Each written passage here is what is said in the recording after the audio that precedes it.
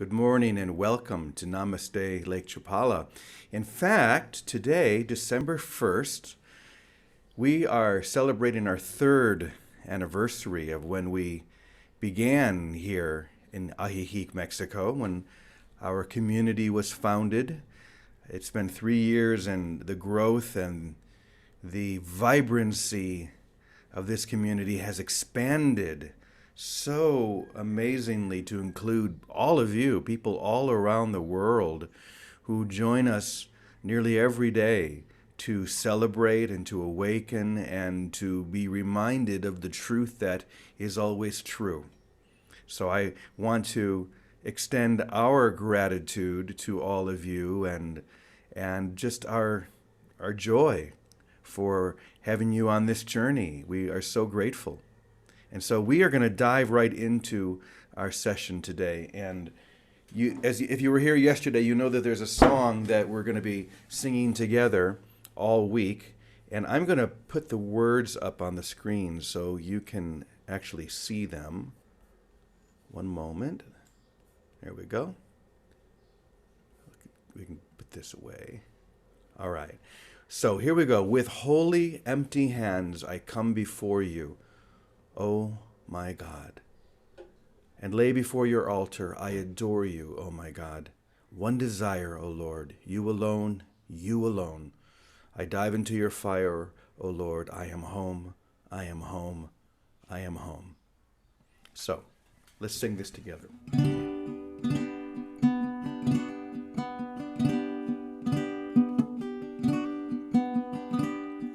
With holy, empty hands, I come before you, oh my God, and lay before your altar. I adore you, oh my God. My one desire, oh Lord, you alone.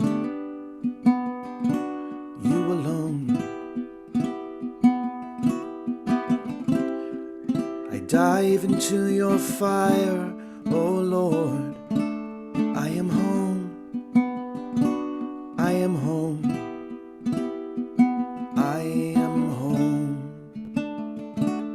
Sing this with me and breathe in these words. With holy, empty hands, I come before you, oh my God. Lay before your altar, I adore you, oh my God. My one desire, oh Lord, you alone, you alone. I dive into your fire, oh Lord, I am home, I am home, I am home. Let's do it one more time. Take it as deep as you can. With holy, empty hands, I come before you, oh my God. Before your altar, I adore you, oh my God. My one desire, oh Lord, you alone, you alone. I dive into your fire, oh Lord. I am home, I am home, I am home, where I belong.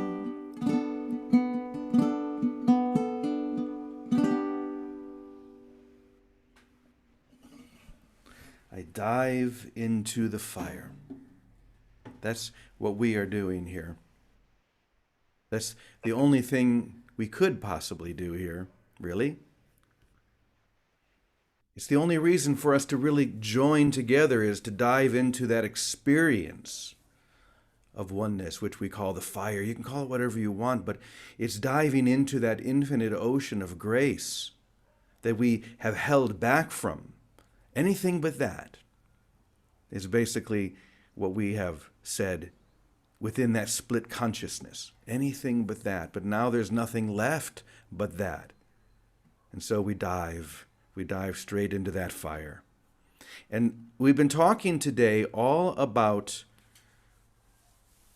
well, this week rather, we're talking all about having wholly empty hands, coming with nothing, no thought, no concept, no idea of what it is that we need to do or bring, but to come wholly empty, to allow this to be already done. And so today we're going to go a little bit deeper into that. And we're going to do so with something that you may be familiar with. And if not, I think you're going to find it very fascinating. It's something called, I love this name, the duality paradox. The duality paradox. It's actually a name that was invented, I guess, by Niels Bohr, who was a physicist. And he called this the metaphysical fact of nature, the duality paradox. Just as we may look around ourselves here in our experience and say, well, duality is obvious. It's I am me, you are you, that chair is separate from me, everything is separate from me. I am an isolated thing. And it's a very similar thing to what they're going to be calling in physics the duality paradox, and how that seems to be true, how we make it seem to be true. So this is also called the wave-particle duality. What we're going to be seeking is the singularity, the single experience that is beyond all duality. But this refers to the fundamental property of matter, where at one moment something, a beam of light, whatever it may be, appears to be a wave, and yet at another moment it acts as a particle. And it's all dependent or based on what the observer expects to see. This is what the duality paradox is. Once again, you're observing something and it appears to be a wave, or simultaneously, something completely different. It appears to be a particle, all determined by what you expect to see. So in other words, you are creating the reality that you perceive based upon your expectations, based upon what you want to be there. Einstein even said that all particles exhibit a wave nature and all waves exhibit a particle nature. It's all contained together, but the way that I choose to see this, to perceive, will determine my experience. And this explains so much when you think about it. It explains why we have people in our families or friends, and maybe they have different opinions about politics or whatever it may be. And we will say to them, how in the world can you possibly think that? I mean, how can you see in that way?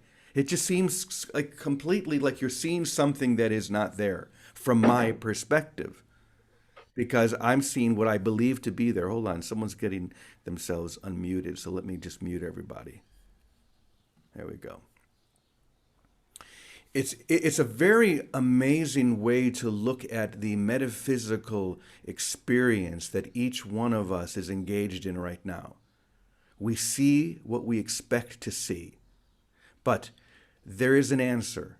There is a way to break this pattern, and that is, as we've been saying, to come with wholly empty hands, to release and to let go of all ideas and all concepts. In fact, everything that we've been sharing for the last few weeks here in these meetings build up to this one experience of letting go, of entering into this divine relationship wholly empty. We talked 2 weeks ago about when anyone comes to you with any opinion, telling you what they believe is happening out there, it is not your responsibility to give your opinion, because all you're really saying, you're saying one of two things. You're saying either you're right and I'm going to agree with you, and therefore we're going to join together in our rightness, and we're going to amplify the effect of that. Or we're going to say, I'm right and you're wrong, which puts me in opposition to you. But what if instead of either one of those, we entered into all of those situations by simply saying, I don't know, maybe. There's no opposition there. There's nowhere to go with that but to release. Once again, there's nowhere to go with that but to release. And then last week, we talked about whenever someone comes to us and we feel that need or that desire to correct them or to help them see differently, once again, all we're really doing is we're saying, there's something I have that you don't have. There's something I can see that you can't see. And I have entered into that duality paradox. But instead of that, what if we entered into that relationship, instead of giving our opinion or correcting, simply saying, I don't know, I love you. It's the experience of I don't know that allows us to enter into the experience of everything. I said in the email that I sent out last night, this is the answer to everything. And the answer simply is to not know, but to come with wholly empty hands. Because when you do, there is a knowing, there is an experience that is beyond all images, all ideas, all concepts that you could possibly hold. And now many of you are very familiar with the paragraph that I'm about to read, but I think this sums it all up. It says everything. In fact, I would go so far as to say that this is my favorite paragraph in the entire book of A Course in Miracles. All 3 parts. This is my favorite paragraph. Because if we could just do this, if we could just get this, then we realize it's already been done. It has already gotten us. But the only way for us to see that is to let go of everything and to come with wholly empty hands. So I'm going to invite you, if you want, to close your eyes and just take a deep breath and breathe in this experience and be willing to allow this experience. Simply do this. Be still and lay aside all thoughts of what you are and what God is, all concepts you have learned about the world, all images you hold about yourself. Empty your mind of everything it thinks is either true or false or good or bad, of every thought it judges worthy and all the ideas of which it is ashamed. Just empty your mind of everything. Hold on to nothing. Do not bring with you one single thought the past has taught you, nor one single belief that you ever learned before from anything. Forget this world. Forget this course and come with wholly empty hands unto your God. Do you see how simple this is? Just allow yourself to empty, because when you are fully empty, then you're ready. You're ready in that moment to receive everything, literally. Because now that you've surrendered, this is always the first step in the spiritual process, to surrender. And that means simply to say, I don't know, but I allow. I trust that you do, and now I can be filled. I leave this duality paradox altogether. I don't need to figure anything out. I don't need to correct anyone. I don't need to do anything. I simply need to enter into that space of wholeness through surrender.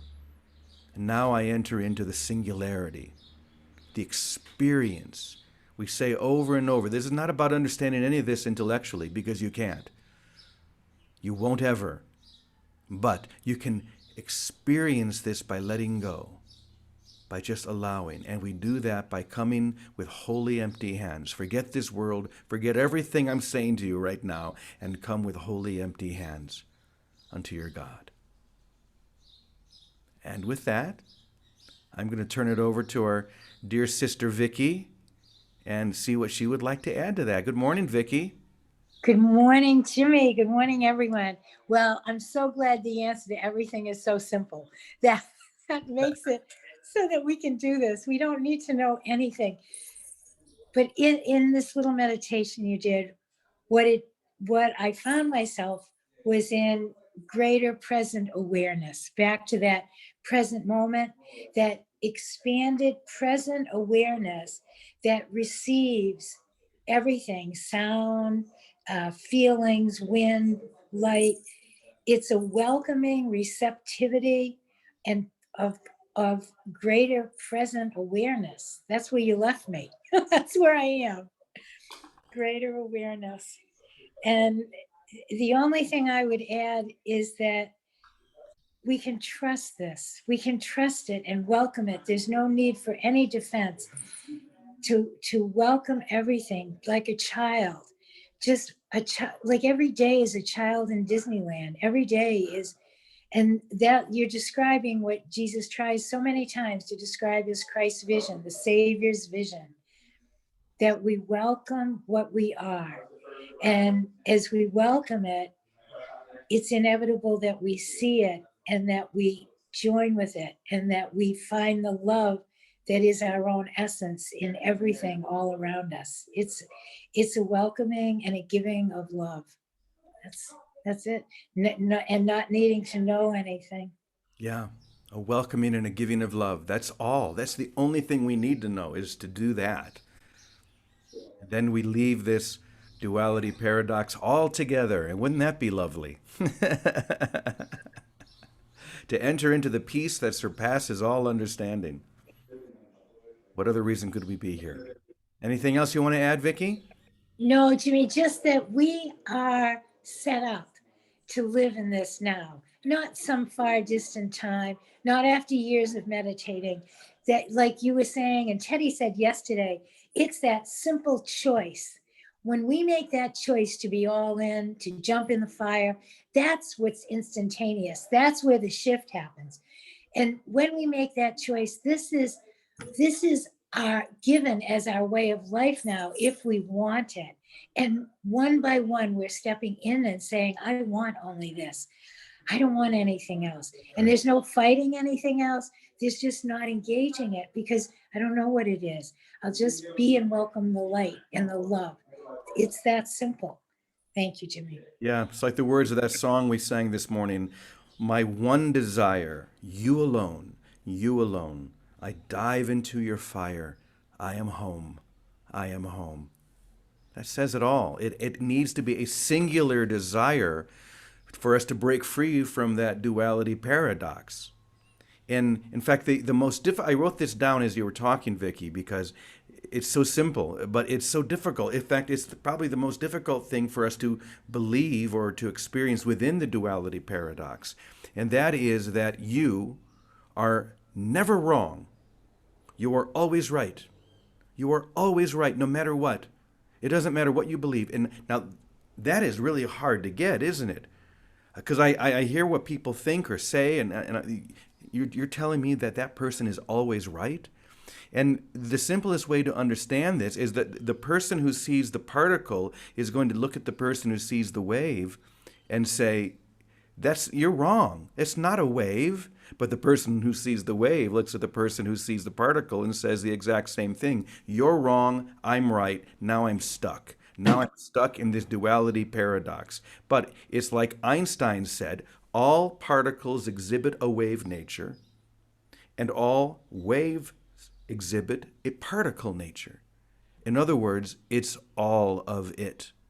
And my willingness and my desire to enter into all of it is how I break free from that duality paradox into the singularity.